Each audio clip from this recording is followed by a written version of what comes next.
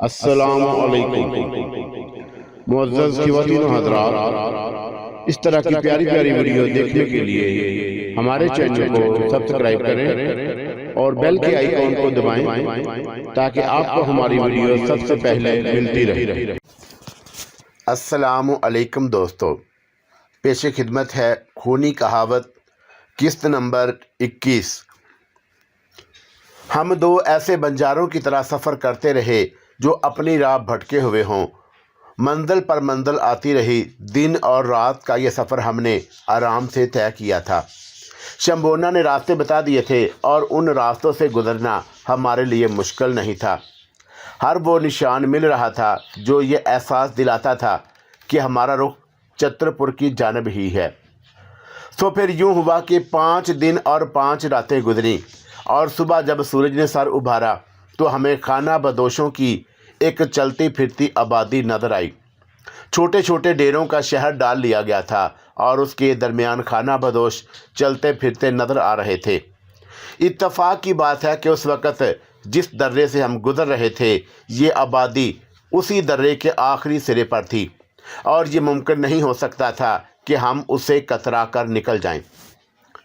फिर हम उस आबादी के पास से गुजरे और जाहिर है कि हमें देख लिए जाना कोई ऐसी बात नहीं थी जो बासे तअज्जुब हो, और मैं उसके लिए तैयार था कि अगर कोई मुश्किल पेश आए तो उससे निमट लिया जाए। लेकिन ये खाना बदोश पुरअमन थे और बस्ती बस्ती कूचे कूचे सफ़र करते थे। ये निटों का एक कबीला था जो आबादियों में जाकर खेल तमाशे दिखाया करता था, डुगडुगियाँ और सारंगियाँ बेचता था, कागज़ के फूल बनाकर बेचता और इस तरह अपने पेट भरने का सामान करते थे। लेकिन काम वही का वही था। कबीले की तंजीम लाजमी होती है और जहाँ तंजीम ना हो वहाँ बारातियों का रिवाज होता है, और यहाँ भी एक तंजीम थी। कबीले का एक सरदार भी था जिसका नाम कपूर वर्मा था। बूढ़ा कपूर वर्मा नहायत तंदुरुस्त व तवाना था और कबीले पर उसकी हुक्मरानी थी। मजाल है कि कोई उसके हुक्म के खिलाफ एक पाँव इधर उधर रख जाए। सो उसने हमें देखा, 4 आदमी हमारी तरफ दौड़ाए कि हमें बुलाकर ले आएं, और हमने भी उस पर पुरखलूस दावत को रद्द ना किया और बुलाने वालों के साथ चल पड़े। तब कपूर वर्मा ने बड़े प्यार से हमारा स्वागत किया और कहने लगा, महाराज इधर से गुजर रहे थे, हमने सोचा कि जल पानी पेश कर दें। हम गरीब नट हैं और खेल तमाशे दिखाकर जीवन बताते हैं। तुम्हारी ज़्यादा सेवा नहीं कर सकेंगे, लेकिन जो थोड़ा बहुत भोजन पानी हमारे पास मौजूद है वो करते जाओगे तो हमें खुशी होगी। आपका बहुत बहुत शुक्रिया महाराज। आपका क्या नाम है? कपूर वर्मा है। हमारा नाम नेट है पुश्तों के। मेरा नाम तरवीदी है और ये मेरी बहन प्रीति। मैंने जवाब दिया, कहाँ जा रहे हो? हम छतरपुर बस्ती जा रहे हैं। अरे क्या सचमुच? कपूर वर्मा ने चौंक कर पूछा। हाँ महाराज, लेकिन आपको तअज्जुब क्यों हुआ? तअज्जुब नहीं, खुशी हुई है। हम भी तो छतरपुर जा रहे हैं। बस थोड़ी देर के बाद यहाँ से डेरे उठाने ही वाले थे। छतरपुर में हम डेरे डालेंगे और वहाँ काफ़ी दिन तक रुकेंगे। बड़ी अच्छी जगह है। वाह, ये तो अच्छा हुआ। मैंने कहा, अच्छा नहीं बल्कि बहुत अच्छा हुआ, और तुम्हें भी अकेले सफ़र करने में कोई परेशानी नहीं होगी। और फिर बिटिया भी साथ है। हमारे पास जो बैलगाड़ियाँ हैं उनमें तुम्हें और बिटिया को बैठने के लिए आराम से जगह मिल जाएगी। आपको तकलीफ़ होगी महाराज? ना तरवीदी भैया, ना, ऐसी बात ना करो। मिनश के काम आकर किसी को कोई तकलीफ़ हुई है आज तक? बहुत बहुत शुक्रिया कपूर वर्मा जी, मैं आपके पास आकर बहुत खुश हुआ हूँ। अच्छे लोगों के अच्छे काम हमें खिलाया पिलाया गया, और मेरे बारे में तो खैर आपको मालूम ही है कि खाना पीना मेरी ज़िंदगी की एक अहम ज़रूरत नहीं है। लेकिन प्रीति के लिए अच्छा हुआ था कि उसे आराम करने का मौका मिल गया था, और बाकी सफ़र के लिए गाड़ी भी। सो यही हुआ। बंजारों ने डेरे उठाए तो मैंने भी अपना फ़र्ज़ पूरा किया। हालांकि मुझे उससे रोका गया था और कहा गया था कि मेहमान काम नहीं करते। लेकिन मैंने कहा कि कपूर वर्मा महाराज, मेहमान जब था सो था, अब तो आपके कबीले का एक हम सफ़र हूँ और उस कारवान के सफ़र में मेरा भी थोड़ा सा हिस्सा होना चाहिए। कपूर वर्मा ने मुस्कुराकर मुझे डेरे उखाड़ने की इजाज़त दे दी थी। अभी सारे खैमे पूरी तरह उखड़े भी नहीं थे कि अचानक एक शोर मचा और मैं चौंक कर उधर देखने लगा। कपूर वर्मा कुछ छोटे बच्चों के साथ एक जगह खड़ा हुआ डेरे उखाड़ने का काम देख रहा था कि अचानक ही मुखालिफ सिमत से एक सांड दौड़ता हुआ नजर आया और उसे देखकर शदीद हैबत तारी होती थी। ये लंबे लंबे सींग जो सीधे खड़े हुए थे, बदन इतना तनुमंद और ताकतवर कि ना तो कोई चट्टान लड़कती चली आ रही हो। रुख उस सिमत था जहाँ कपूर वर्मा 3-4 बच्चों के साथ खड़ा हुआ था। फासला भी बहुत कम था और उसके दौड़ने की दहशतनाक आवाज़ पहले नहीं सुनी जा सकी थी। सामने कहीं जंगल से आ निकला था और बस चंद लम्हे जा रहे थे कि कपूर वर्मा को अपनी लपेट में ले लेता। कपूर वर्मा और उसके साथ मौजूद बच्चे तो खैर एक लम्हे में उसके नीचे आकर कुचले जाते और वो उन्हें हला कर देता, लेकिन उसके बाद उसका रुख बाकी लोगों की जानब ही था और उस वक़्त सोचने का काम नहीं चल सकता था। जो कुछ करना था एक लम्हे में ही करना था। मेरे करीब ही प्रीति भी खड़ी हुई थी और ये हैरतनाक मंजर देखकर दंग रह गई थी। सांड की आंखें सुर्ख हो रही थी और वो बुरी तरह मस्ती में था। बस पलक झपकते में एक छलांग ने मुझे कपूर वर्मा से आगे पहुंचा दिया। दूसरे बंजारों ने शोर मचाना शुरू कर दिया था और जिसकी नज़र पड़ी थी वही चीखने लगा था। कपूर वर्मा इस तरह सख्ते में रह गया था कि अपनी जगह से हट भी नहीं सका था, लेकिन फिर अचानक उसने उन बच्चों को जो उसके करीब मौजूद थे अपने बाजों में ले लिया और वो बच्चों पर अपनी जान वार देना चाहते थे। लेकिन उसके पीछे मैं जाकर खड़ा हुआ था और सांड को करीब आते देख रहा था। मैंने सोचा कि इस दौड़ते हुए बदन की कुव्वत को संभालना एक मुश्किल काम होगा और उसके लिए मुझे सबसे ज़्यादा महारत का सबूत देना होगा। चुनाचा मैं दोनों हाथ फैलाकर खड़ा हो गया और आन की आन में सांड मेरे करीब पहुंचा और कपूर वर्मा दहशत से चीख पड़ा और वो समझ गया था कि मेहमान का काम तमाम हुआ। लेकिन मेरे हाथों की गिरफ्त ने सांड के दोनों सींगों को जकड़ लिया। सांड के बदन की कुव्वत से मैं बहुत मामूली सा पीछे हटा और इतनी तेज़ी से दौड़ती हुई चट्टान को रोक लेना मुश्किल काम था, लेकिन मेरा काम आसान कहाँ हुआ करते थे। मैंने उसकी ताकत को अपनी ताकत से टकराया और उसे रोक लिया।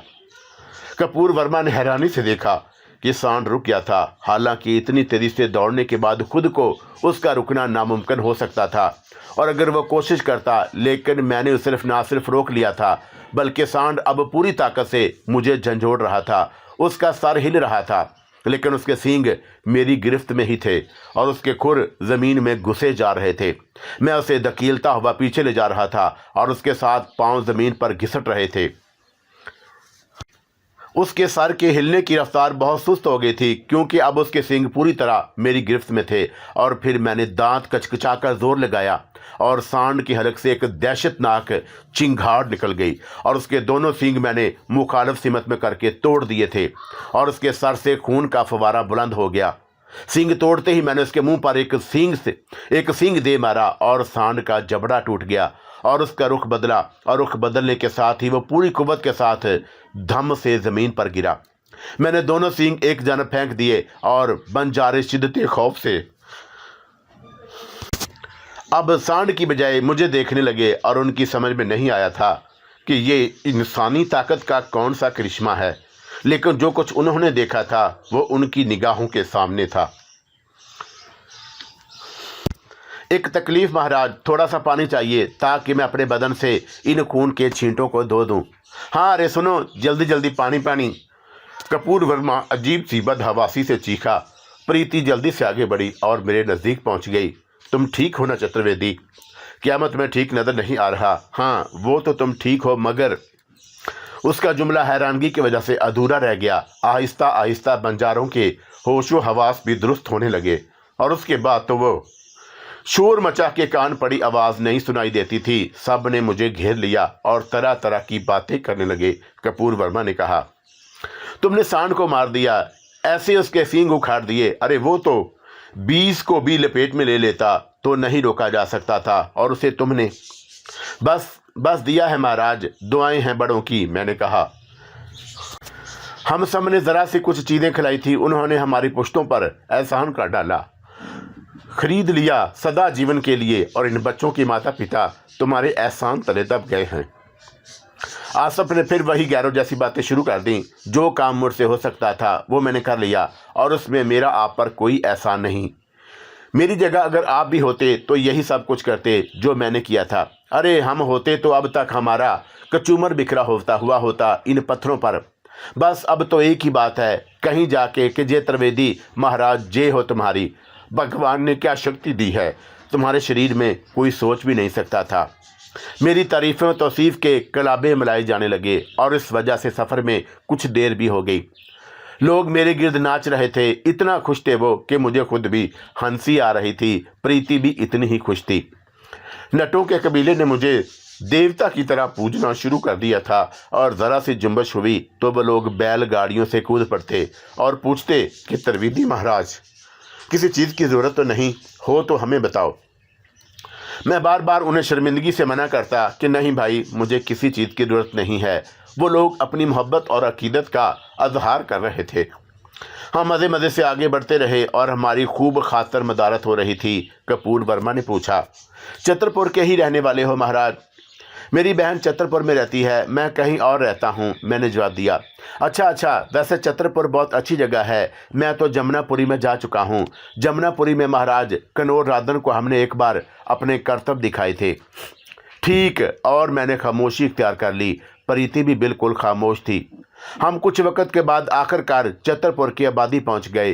प्रीति के चेहरे पर अजीब से तासरात थे। बहुत अरसे बाद अपने माता पिता से मिलने वाली थी और ना जाने उसके मन में क्या क्या तसव्वुरात थे। अलबत्ता मैं ये सोच रहा था कि मेरा काम सिर्फ प्रीति को वहाँ पहुँचाकर ही ख़त्म नहीं हो जाता, बल्कि आगे देखना होगा कि क्या सूरत हाल है और किस तरह मैं प्रीति को परमीत राज तक पहुँचा सकता हूँ। ना जाने उन लोगों के आने के बाद वहाँ क्या कैफियत रही हो। खैर, अब वक़्त ही कितना रह गया है और थोड़ी देर के बाद हम वहाँ जा पहुँचेंगे। बंजारों ने अपने लिए जगह मुंतखब की और वहाँ डेरे डाल दिए और मैंने कपूर वर्मा से इजाज़त तलब की थी तो वो बड़ी अताब से मुझसे बोला, रुकेंगे तो नहीं महाराज? सबको सब अपने घर प्यारे होते हैं, लेकिन एक विनती ज़रूर करेंगे महाराज कि अगर समय मिल जाए तो थोड़ी देर के लिए हमसे मिलने ज़रूर आएँ, या फिर हमें अपने घर का पता बता दें, हम खुद आ जाएंगे। यहाँ तुम रोशन कुमार सुनार का पूछ लेना, प्रीति उस सुनार की बेटी है। तुम भूल गई प्रीति कि तुम मर चुकी हो और उसने एक मुर्दा लड़की को देखा है। प्रीति कुछ लम्हात कुछ न समझ सकी। अंदर से मुसलसल डरी डरी आवाज़ें आ रही थी और कोई भी शायद बाहर आने को तैयार नहीं था। और वैसे बहुत से लोग अंदर मौजूद थे जिनकी आवाज़ें उभ रही थी। फिर वो लोग ज़ोर ज़ोर से चीखने लगे। तब प्रीति समझी, हे ये लोग तो मुझे आत्मा समझ रहे हैं। शायद इनका समझना बिल्कुल ठीक है। ज़ाहिर है कि तुम मर चुकी हो, तुम्हारी मौत की धूम मची होगी। अब तुम सामने नजर आई हो तो इन लोगों का डरना तो लाजमी है। और आप? मैं इसका बेटा नहीं हूँ, प्रीति का मुंह बोला भाई हूँ। अच्छा, वैसे मैं खुद भी तुम्हारे पास ज़रूर आऊँगा, तुम बहुत अच्छे इंसान हो। बहरहाल उन लोगों से इजाज़त लेने के बाद हम चल पड़े। अब रास्ता बताना प्रीति का काम था। उसके बदन पर कपकपी तारी थी और वो शिद्दत जज्बात से थर थर काँप रही थी। हम उस बस्ती, उस मोहल्ले में पहुंच गए जहां रोशन कुमार रहता था। प्रीति कपकपाती हुई गली में दाखिल हुई और आखिरकार अपने मकान के सामने पहुंच गई, लेकिन मकान के दरवाजे पर ताला पड़ा हुआ था। प्रीति ताले को देखकर हैरान रह गई। उसने इधर उधर देखा, फिर सामने के दरवाजे की जान बढ़ गई। ज़्यादा बड़ी गलियां नहीं थी, पतली पतली गलियां और घर एक दूसरे के सामने थे। दरवाजे की जंजीर बजाने पर एक औरत बाहर निकल आई। जय राम जी की मौसी, कौन है बेटा? मौसी, तुमने मुझे पहचाना नहीं? नहीं बेटा, तुम मौसी हो ना? तो तू हाय राम हाय दिया। अचानक मौसी की हलक से चीखें निकलने लगी और वो दौड़ती हुई अंदर भागी। प्रीति शशदर रह गई थी। ये क्या हुआ? और उसने ताज्जुब से पूछा और मैं मुस्कुराने लगा। वाह भाई, ये भी खूब रही। मुझे तो ये ख्याल ही नहीं आया था। मौसी का डरना तो बिल्कुल दुरुस्त है। अंदर की चीखें सुनकर बाहर वाले लोग भी नजर आए थे। बहुत से लोग बाहर जमा हो गए और एक दूसरे से सूरत हाल मालूम करने लगे। प्रीति एक मुअम्मर शख्स की जानब बढ़ी जो लाठी हाथ में लिए हुए खड़ा था। वीरू चाचा, आप मुझे नहीं पहचाने? कौन है रे तू? तू कौन है? वीरू चाचा खौफज़दा लहजे में बोले। शायद उन्होंने प्रीति को पहचान लिया था। चाचा, आत्मा नहीं हूँ, प्रीति ही हूँ। तो तू जिंदा कैसे हो गई? भागो। वीरू चाचा चीखे, लेकिन वो अकेले ही भाग गए थे। बाकी तमाम लोग खड़े कड़ी निगाहों से हमें देख रहे थे। फिर एक बाहिम्मत शख्स आगे बढ़ा। लंबा चौड़ा आदमी था, बड़ी बड़ी मूँछें, आंखों में करख्तगी, शायद नशे में भी था। वो सीना तान कर बोला, कौन है रे तू? काका, मैं प्रीति हूँ। तू प्रीति कहाँ से हो गई रे? तू तो कुएं में डूबकर मर गई थी। कमाल करते हो, मेरी लाश मिल गई थी कुएं से? लाश तो नहीं मिली थी, हमने तलाश भी किया था। तो फिर कहाँ से मर गई? मुझे छू कर देखो, हाथ लगा कर देखो, मैं तुम्हारी प्रीति हूँ। वो जो तेरे कपड़े और गहने जो मिले थे, बस काका मैं कुएं में कूदी नहीं थी, कपड़े रखकर भाग गई थी क्या? हाँ, तेरा सत्यानाश, सबको डरा दिया तूने। भाइयों ये तो जिंदा है। सारी बातें ठीक है वीरू काका, मगर मेरे माता पिता कहाँ है? आ रही अंदर आ। ये कौन है तेरे साथ? ये मेरा मुंह भोला भाई तरवीदी है। आ जाओ भैया अंदर आ। प्रीति तूने सब ही का बेड़ा गर्क कर दिया। अरे क्यों चीख रहे हो? चुप हो जाओ, वो जिंदा है। बहरहाल खूब हंगामा हुआ और मैंने ही नहीं बल्कि प्रीति ने भी लुत्फ़ लिया था। अलबत्ता वो अपने माँ बाप के वहाँ ना मिलने से परेशान थी। वीरू काका के घर पहुँची और वहाँ भी औरतें वगैरह थीं। उन पर भी हैरत के दौरे पड़े थे और सब के सब प्रीति से उल्टे सीधे सवालात कर रहे थे। वीरू काका ने कहा, तुम लोग ही बके जाओगी या इसे भी कुछ बोलने दोगी? वीरू काका, मेरे माता पिता कहाँ हैं? कहाँ गए हैं दोनों? प्रीति बैठ जा और तू भी बैठ जा भैया। क्या नाम है तेरा? तरवीदी, मैंने जवाब दिया और उन्होंने हमें एक पलंग पर बिठाया और फिर वीरू काका कहने लगे, मुझे नहीं पता प्रीति कि तेरे माता पिता के साथ क्या हुआ। खैर तू है काका, क्या हुआ है मेरे माता पिता के साथ? वो जीते तो हैं? हाँ जीते तो होंगे, वीरू काका ने जवाब दिया और प्रीति हरासा निगाहों से उसे देखने लगी। फिर लिहाजे से बोली, कैसे आराम से कह रहे हो वीरू काका? तुम्हें भगवान का वास्ता मुझे बताओ तो सही, मेरे माता पिता के बारे में क्या हुआ उन्हें? तू कहाँ चली गई थी पहले ये बता। बस काका, जो कुछ हुआ था वो तुम्हें पता ही है। मैं घर छोड़कर निकल गई थी, दूसरों को धोखा देकर, यही समझ लो। मगर तुम्हें भगवान का वास्ता बता तो दो, क्या हुआ? कहाँ गए मेरे माता पिता? महाराज आए थे बारात लेकर, कोई मामूली बात नहीं थी। अरे रानी बन जाती, हमारी पूरी बस्ती की, चित्रपुर की रानी बन जाना कोई मामूली बात थी। पर तेरा तो मन ही ना माना। ना जाने क्या सवारी हुई थी तुझ पर, और तुझ पर मुसीबत के सब मुसीबत में डाल दिया। हुआ क्या था वीरू काका? क्या हुआ था बता दो। होना क्या था, महाराज की भी इज्जत पर बन गई थी ना। अरे कोई मामूली बात थी। बारात लेकर आए थे और जिस लड़की से शादी होने वाली थी वो घर छोड़कर भाग गई थी। अब तू खुद सोच के, महाराज कोई ऐसे वैसे आदमी तो थे नहीं, चुपचाप बारात ले गए, पर साथ में तेरे माता पिता को भी ले गए। उन्हें कैसे छोड़ देते? और उनसे तो सबको सारी हकीकत पता चल जाती। महाराज का ख्याल था कि तू मरी नहीं है। बाद में पता भी चल गया था, क्योंकि उनकी मौजूदगी में ही तेरी लाश तलाश करवाई गई थी।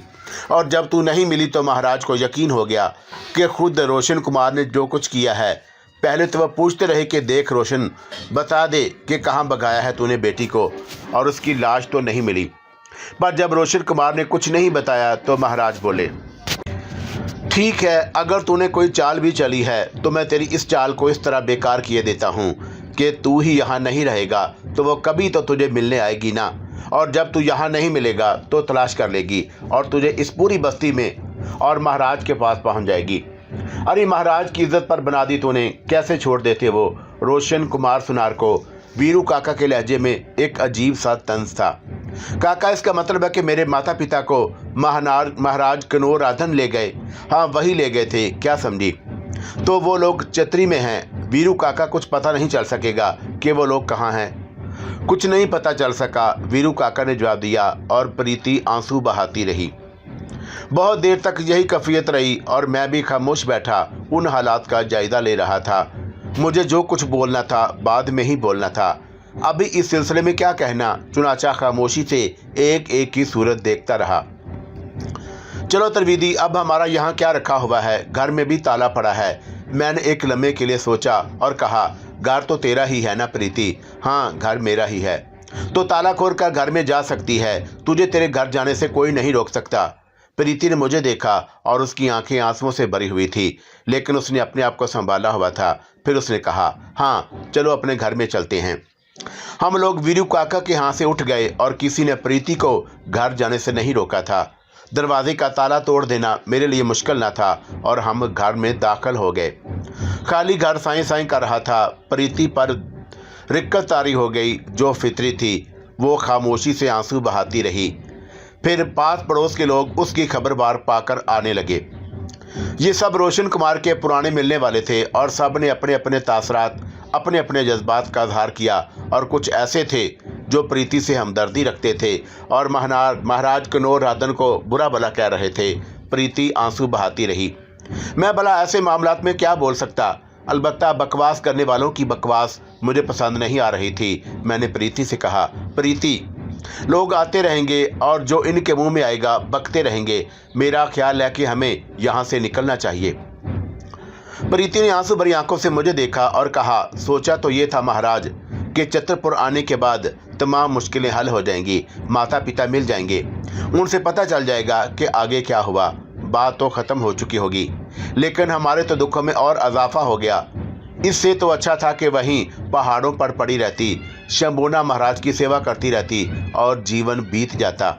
मुश्किल था प्रीति, क्या मुश्किल था। अच्छी भली तो रह रही थी, वहाँ कोई चिंता नहीं थी मुझे। उनका जीवन कितना था और वो मर जाते तो उसके बाद तुम अकेली रह जाती। तुम जो आ गए थे। नहीं प्रीति, मेरी मंजिल वो नहीं है। मैं तो न जाने कहाँ कहाँ का मुसाफिर हूँ और मुझे तो न जाने कितना तवील सफ़र तय करना है।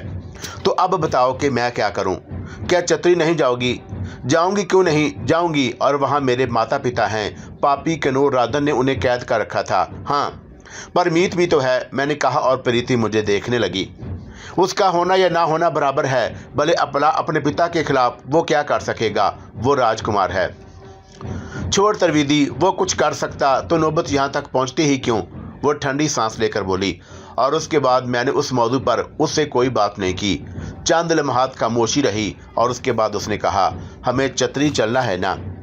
महल्ले वाले कहते हैं कि वो मेरे पिता और माता को इसलिए ले गया है कि मैं छतरी ज़रूर आऊँगी। उनका ख्याल था कि मैंने कुएं में कूदने का धोखा दिया है लोगों को, हालांकि तुम असलियत अच्छी तरह जानते हो। छोड़ो इन बातों को, हमें किसी को जवाब नहीं देना। मैं तो ये सोच रहा हूँ कि हमें किस हैसियत से छतरी जाना चाहिए।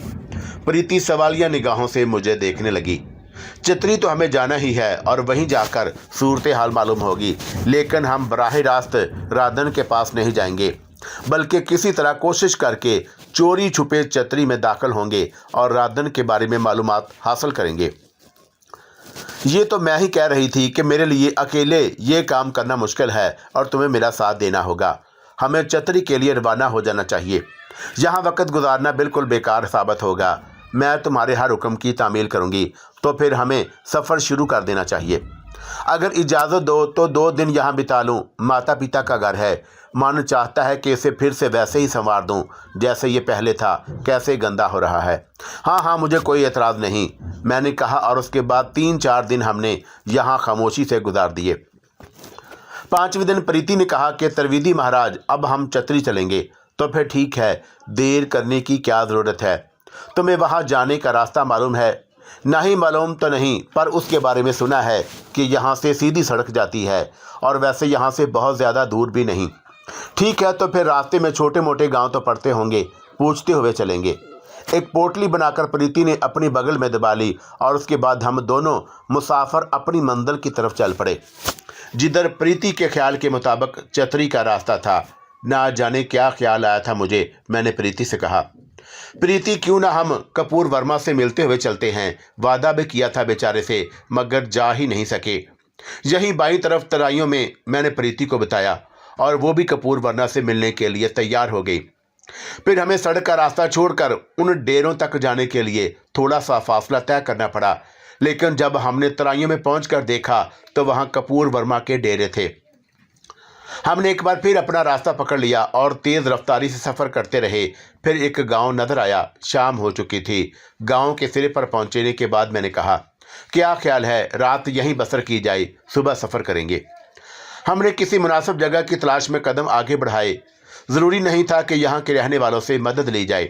रात गुजारने के लिए मुसाफिरों को किसी दरख्त का साया ही काफ़ी होता है। हम किसी अच्छी जगह की तलाश में एक दूसरे सिरे पर निकल आए और वैसे भी छोटी सी जगह थी। 100-150 मकानात पर मुश्तमिल ये बस्ती। लेकिन दूसरे सिरे पर पहुंचकर हमारी आंखें खुशी से चमक उठीं, क्योंकि वहाँ खाना बदोशों का डेरा था और उनके जानवर खुले हुए थे और उन्होंने जगह जगह आग जला रखी थी, लेकिन खैमे नहीं लगाए थे। और मुझसे पहले प्रीति ने कहा, अरे ये तो वही लोग मालूम होते हैं, लगता तो मुझे भी कुछ ऐसे ही है, आओ चलें। हम लोग आगे बढ़ गए और फिर हमें धर्मपाल मिल गया। हमें देखकर खुशी से उछल पड़ा था। अरे महाराज, तुम मेरा पीछा करते हुए यहाँ तक आ गए। क्या करते, तुम्हें देखने उस जगह गए थे जहाँ तुमने डेरे लगाए हुए थे, और वहाँ तुम्हें ना पाया तो तुम्हें तलाश करते हुए चल पड़े, मैंने हंसते हुए कहा। अरे लोग, आज ही तो हमने डेरे डाले हैं यहाँ, और आज ही हम वहाँ से यहाँ पहुँचे हैं। हाँ कपूर वर्मा, बस इस दौरान तुमसे मिल नहीं सके, मगर तुमने कहाँ का रास्ता अख्तियार कर लिया। तुम तो कहते थे कि छतरपुर में काफ़ी दिन तक क़याम करोगे, और हमने भी यही सोचा था कि अब तो तुम यहाँ मौजूद हो तो मिल लेंगे तुमसे जाकर। बस महाराज, पता ये चला है कि चतरा में एक मेला लगा हुआ है। ये मेले ठेले ही हमारे लिए काम के होते हैं महाराज, 4 पैसे इन्हीं मेलों में मिल जाते हैं, और जब हमें ये पता चला तो हमने फ़ौरन ही डेरे उठा दिए। अब छतरी जाकर डेरे लगाएंगे और मेले में खेल करतब दिखाएंगे, और भगवान ने चाहा तो अच्छे खासे पैसे कमाएंगे। रात हो गई थी, इसलिए यहाँ रुकना पड़ा। सुबह को फिर सफ़र शुरू कर देंगे, मैंने हंसते हुए कहा। लगता है कि कपूर वर्मा, हमारी और तुम्हारी तकदीर में एक ही सफ़र लिखा हुआ है। समझे नहीं हम महाराज त्रिवेदी, हम भी छतरी ही जा रहे हैं। अरे वाह, भगवान की सौगंध, मज़ा आ गया, और ये तो बड़ी अच्छी बात है, फिर तो साथ ही चलेंगे। चुनाचा हमने भी कपूर वर्मा के साथ ही क़याम किया। बेचारा बड़ा अकीदतमंद था, और वही नहीं बल्कि उसके कबीले के तमाम ही लोग इस वाक़े को नज़रअंदाज नहीं कर सके थे, जिसमें उन बच्चों के अलावा कपूर वर्मा की भी जान बची थी, वरना ना जाने कितने उसकी लपेट में आ जाते। और उसके साथ साथ वो मेरी कुव्वत का मुजाहरा भी देख चुके थे, और मुझे आज भी अवतार ही समझते थे। दूसरी सुबह का आगाज़ हो गया, और प्रीति की तकदीर अच्छी थी कि उसे पैदल सफ़र नहीं करना पड़ रहा था। वो थी भी नर्मो नादक, लेकिन बहरतौर बाहिम्मत थी, और सफ़र के दौरान कभी किसी कमज़ोरी का मुजाहरा नहीं करती थी। एक बार फिर उसे बैलगाड़ी मिल गई। मेरा मसला बिल्कुल अलग था। मैं तो ज़िंदगी भर पैदल चल सकता था, और फिर हमने बस्ती के उस हिस्से में पहुंच गए जहां मेला लगा हुआ था। खुशियों का एक तूफान उमड़ हुआ था। खेल, खिलौने, झूले, तरह तरह के पकवान, कपड़ों और गहनों की दुकानें, ना जाने क्या क्या सजा रखा था। बस इंसान अपने खुश होने के न जाने कितने जतन करता है, और इसलिए ज़रूरी नहीं कि कोई ख़ास ही किस्म का एहतमाम हो। कपूर वर्मा ने भी अपने डेरे एक तरफ लगा दिए। औरतों ने सारंगियाँ निकालीं, टोकरियाँ सर पर रखीं और चल पड़ीं। मर्द तरह तरह की चीज़ें बना बना कर बेचने निकल पड़े, और जो करतब जानते थे, बांस खड़े करके और ढोल बजाकर लोगों को जमा कर करके पैसे कमाने लगे। कपूर वर्मा सरदार था, और ये सारी चीज़ें उसकी निगरानी में हो रही थी। मुझे ये सब बहुत दिलचस्प महसूस हुआ। कपूर वर्मा ने कहा, छतरी में आपको किससे मिलना था? इस दौरान मैं फैसला कर चुका था कि कपूर वर्मा को किसी न किसी तरह अपना राजदार बनाया जाए। प्रीति तो बेचारी सीधी सादी थी, और उसे जो कुछ कहा जाता वही करती, लेकिन मुझे ज़रा गौर करना था, और मैं कपूर वर्मा को मैंने एक मुनासिब आदमी पाया था, और मैंने कपूर वर्मा से कहा, कपूर वर्मा, मैं तुमसे कुछ ख़ास बातें करना चाहता हूँ। दरअसल मैंने तुमसे कहा था कि प्रीति मेरी मुंह बोली बहन है, और वह बेचारी बड़ी परेशानी का शिकार है। क्या हुआ? कपूर वर्मा ने पूछा, और मैंने मुख्तसरन कपूर वर्मा को प्रीति की कहानी सुना दी। वो दांतों में उंगलियां दबाकर रह गया था, और बहुत देर तक वो खामोश रहा। फिर उसने कहा, तो प्रीति के माता पिता किन्नौर राधन महाराज की कैद में हैं। हाँ, और हमें राधन महाराज के बारे में पता लगाना है। पता मैं लगा लूँगा महाराज, ये तो कोई मुश्किल काम नहीं। तो फिर कपूर वर्मा मेरी मदद करो, और मुझे बताओ कि हमें सूरत हाल का इल्म कैसे हो। यहाँ छतरी में मेरा एक जानने वाला था, कनाल कपड़े का कारोबार करता था। पहले भी कई बार यहाँ आ चुका हूँ महाराज। बड़ी अच्छी दोस्ती हो गई थी उससे, और मैं उसे तलाश करता हूँ, और उसे हम सारी मालूमात हासिल कर लेंगे। दूसरे दिन अपना काम शुरू कर दिया। कोई 2 घंटे बाद ही वह मेरे पास हंसता हुआ आ गया। लो महाराज, ये तो कमाल ही हो गया। अरे कनाल ने तो मेले ही में अपनी दुकान लगाई हुई है, यहीं पर है, और वह मुझे देखकर बहुत खुश हुआ। कहने लगा कि रात को आएगा मेरे पास, और जब वो आएगा तो हम उससे सारी बातें मालूम कर लेंगे। ठीक है, ये बड़ा अच्छा हुआ। कनाल एक उम्र रसीदा आदमी था, धोती और कुर्ते में मलबूस अच्छी खासी शख्सियत का मालिक, और मुझे भी उसने हाथ जोड़कर प्रणाम किया था, और मैंने भी उनके असूलों के मुताबिक दोनों हाथ जोड़ दिए। कनाल से खैर खैरियत मालूम करने के बाद कपूर असल बात पर आ गया यार तुमसे कनौर राधन महाराज के बारे में मालूम करना था, कुणाल ने कहा। भैया बुढ़ापे में मैं आग और हमने महाराज राधन के मन में ही सुलगती हुई देखी। जो बात तुम पूछ रहे हो वो ऐसी नहीं है कि किसी को मालूम ना हो, पर वही कहते हैं ना कि ताकतवर मारे भी और रोने भी ना दे। भला किसकी मजाल के महाराज राधन का मजाक उड़ाए। असल में भैया बात कुछ और ही होगी राधन महाराज के बारे में, और तुम तो खैर नहीं जानते होगे, तुम ठहरे बस्ती बस्ती नगर नगर के लोग।